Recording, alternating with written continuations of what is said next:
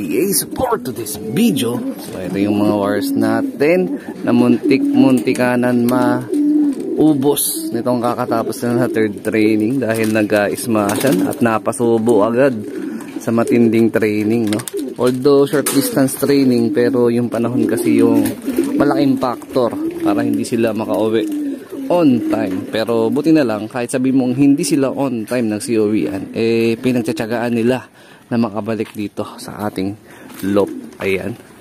So installment pa uwian natin nung last training, third training sa Teresa Rizal.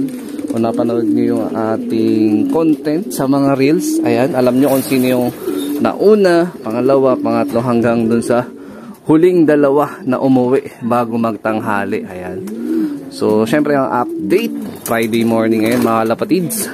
At ito ang araw ng basketing ng aming second lap derby BBCM. Ayan. So ito yung na-postpone na dapat last week pa. Sana dapat natuloy kasi maganda yung panahon that time. Pero kaya hindi natuloy kasi walang assurance kung meron talagang lulusutan ng mga maayos na daanan yung aming track o yung track ng BBCM, no, papunta nga sa destination ng second lap derby. So this time for sure tuloy na nga ang loading. So sana hindi tayo abutan ng ulan mamayang gabi. And although ngayong umaga maganda na yung sikat ng araw, pero kagabi bago ako umuwi nag-uulan pa. So sana makisama yung panahon ngayon para makapag-load tayo ng maaga. So total of 15 birds yun nandito sa ating Flyers Lab ngayon. Yung isa is part ng Team North, solo na lang yun. Yung 6 part ng Team MacArthur at Team South natin mga kalapatids, no. So iba nating ibon nandun pa sa labas dahil napakawala nga at naglinis ako kanina. So ang update, ito yung kondisyon ng ating panlaban para sa padating na second lap derby BBCM. Ayan. So mukhang nakabawi na siya sa magandang kondisyon niya. Pagkatapos nung pahirapan na kinatop niya ng 3 minuto ang ating pauwian ng first derby. So sobrang nakakapanginayang, pero masaya ako kasi nakauwi siya that time. Kasi nga nung first lap naman talaga nakitarga natin siya basketing ng first lap derby, hindi ganun kaganda yung kondisyon ng ating ibon, pero diba pinagtyagaan niya pa rin umuwi sa ating loop. So gawing La Union pa rin yung pinaka derby natin mga kalapatids. So hopefully makapag-lock na ang bating boy cut off. Ayan, boy, kamusta? Okay lang? Bawi ba? Bawi? Babawi daw siya. Ayan, posibleng mag-itlog nga ito mamayang gabi. So mamaya magtutos na naman tayo. Kahapon dapat magtutos ako kaya lang inabot na nga tayo ng ulan. Solo toss lang sana to, short distance lang, pero ngayon babawi tayo. Kahit sabihin natin na may kargahan na mamayang gabi, magtutos pa rin tayo para mapagpag muna at makapag-stretching nga ito.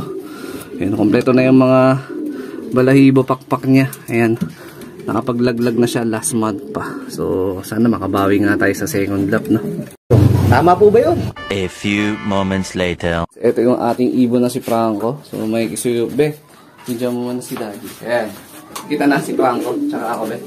Ayan, pakita mo si Franco, be. Ayan, pakita mo si Franco. Kompleto na yung bagwis niya. Ayan na. So sana makabawi ng second lap. Ayan yung katawan ni Franco ngayon. Ayan. Ganda ng ano niya, ng katawan niya ngayon. So sana itong katawan na to at itong kondisyon niya na to maging peak niya mula second lap hanggang last lap na BBCM, no? So butas lang talaga tayo ng first lap, pero sikapin natin na makabawi at may habol sa rankings itong ibon natin na to. And although hindi tayo maasa doon, pero syempre malay natin, di ba, magkaroon ng magandang performance bigla itong si Franco. Ayan. So mamayang gabi tayo magkakarga kita Madam Teresa dyan sa may gaya-gaya. At speaking of nun sa dalawa nating mga matitikas na mga kak, ayan, nag-aaway.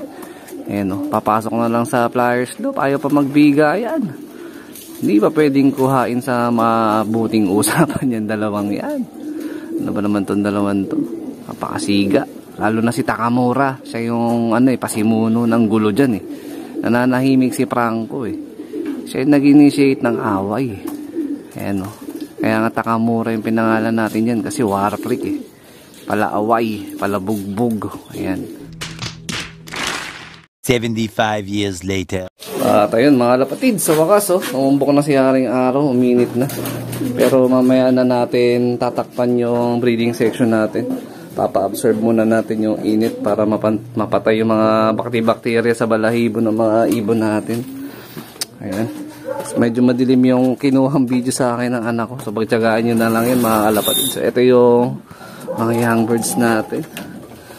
Ayan o. So kahapon, ang una nating arrive, ito si Miss K. Ayan. Sumunod, sino sumunod sa kanya? Si yung kulay pula. Yung kapares niya ito. Si Chocolab. Ayan, second bird. Third bird si Takamura. Fourth bird itong si Yasha. At ang fifth at last bird ay ito, si Seven. So kagabi pag uwi ko, na-check ko, nag-itlog na siya pagdating ko. So kakabigay ko lang ng paso sa kanya ngayon. Tapos nasa ba isa? Ayun, ito si Natnat. Ayan ang magkasabay na 5 and 6. Di ko lang alam kung sino nauna sa kanila kasi nasa trabaho na ako eh.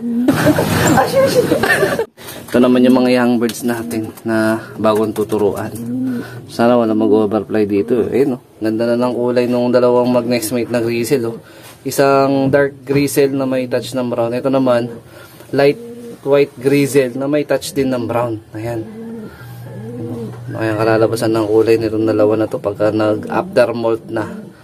Tapos ito yung unang-unang ililipad natin na rektang anak naman ni Lady Mina to. Yung ating latest na Javier Leyte na finisher. Tapos ito, Dilemma Cross Imbrek. Ayan. Ito yung apat na batch. O yung apat na ibon na magkakabatch pala. Ayan. Na ililipad either North or Summer Race. Pero meron pa akong upcoming na ililipat dito pag nagpisaan yung mga itlog na mga nakabreed ko ngayon. So yung mga last clutch nga.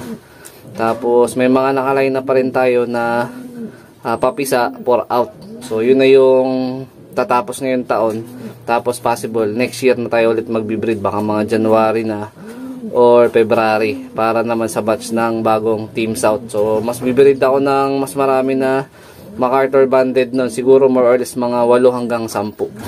Yun. So yun yung plano. So medyo magastos pero kailangan na natin ponduhan kasi may mga bago tayo mga materyales na gagamitin. Yun nga galing kay Sir Michael Tolentino. Hindi ko pa pala nabablog yun. Sa susunod na lang. So baka bukas or sa susunod na content natin. Yan, para isahan na lang. Mga young bird kanina. So, sana dito sa apat na bagong binoviewing natin maging successful ang pagpapabatcher natin. So binigyan tayo ng tips ni Sir Michael Tolentino nung time na nag-loft visit tayo. So try natin i-apply yun sa ating loft para at least mag-less yung overload. Pero sabi ni Sir Mike, hindi talaga nawawala yun eh. Minsan kahit gawin mo yung subok na sistema mo sa pagpapabatcher, meron pa rin talagang lulusot na mawawala at mag-overfly. So dito ko natatapusin yung video na to. Yan, shoutout sa mga solid supporter natin dyan. Siyempre wag kalimutan mag-like, comment, share at mag-subscribe. So Franco, galingan mo na sa second lap pa. Umaasa ako sa'yo. So ingat mga kalapatids. Keep safe. God bless.